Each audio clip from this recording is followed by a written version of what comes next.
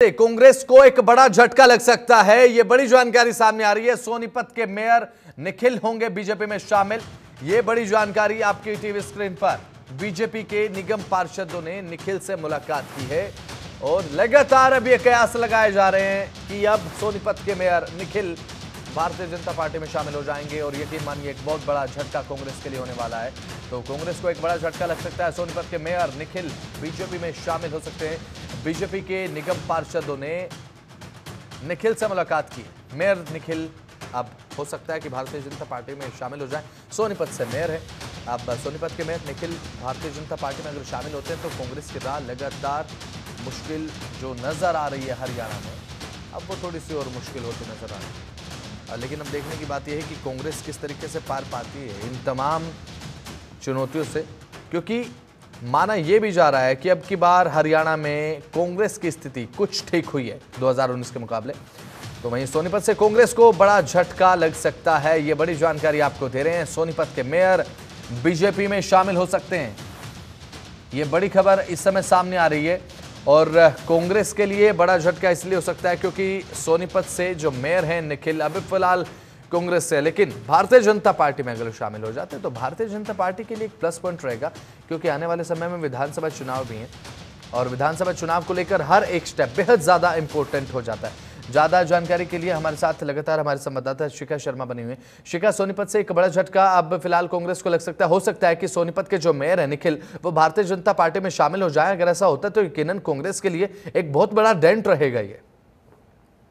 बिल्कुल, देखिए सबसे बड़ी बात है कि चुनाव में एक एक वोट जो है वो बहुत मैटर करता है। हाँ। और जब निखिल मैदान बीजेपी में आएंगे वो अकेले तो आएंगे नहीं, अपने साथ अपने समर्थक को लेके आएंगे जितने भी लोग उनसे जुड़े हुए हैं। और सबसे बड़ी बात है कि आज जब वो बीजेपी ज्वाइन करेंगे और परसों ही सोनीपत के विधानसभा क्षेत्र जो है राही, वहां से ही प्रदेश अध्यक्ष जो है वो चुने गए हैं मोहनलाल बडोली। यानी कहीं ना कहीं जो लोकसभा चुनाव हुए थे उसकी जो 5 सीटें कांग्रेस की आई थी उस कांग्रेस में कॉन्फिडेंस जो था बढ़ गया था। पर उसके बाद जिस तरह से पहले किरण चौधरी ने कांग्रेस छोड़ी, अब निखिल मैदान भी छोड़ रहे हैं और कुछ और नाम भी जो है वो शायद सूत्र से आ रहे हैं कि वो भी बीजेपी ज्वाइन कर सकते हैं। लगातार ये कह सकते हैं कि जो कॉन्फिडेंस बढ़ा था अब उस कॉन्फिडेंस में एक ब्रेक जो है वो लग सकता है कि लगातार जो नाराजगी जो है वो लोगों के बीच में दिख रही है, आपसी मतभेद जो है वो सामने आता हुआ दिख रहा है। उसका कारण कहीं ना कहीं ये है कि जो लोग है पार्टी को उनको अपनी बात रखने का मौका जो है वो नहीं मिल रहा है। वो अपनी काम तो है लेके जाते हैं पर उनके काम जो है वो नहीं हो रहे हैं। निखिल मैदान जब पहले मेयर है जो सोनीपत से बने थे, कहीं ना कहीं जब वो जीते थे जनता के अंदर बहुत जोश था। और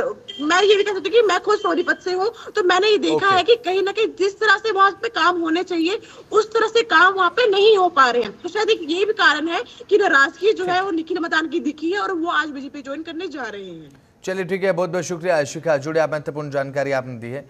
तो सोनीपत के मेयर निखिल भारतीय जनता पार्टी में शामिल हो सकते हैं। अगर ऐसा होता है तो यकीनन एक बड़े डेंट के रूप में कांग्रेस के लिए देखा जा सकता है, क्योंकि कांग्रेस का जो एक कॉन्फिडेंस लेवल है विधानसभा चुनाव को लेकर, अब की बार कांग्रेस का कहना है कि सरकार विश्वास में नहीं है, विश्वास मत सरकार के पास नहीं है।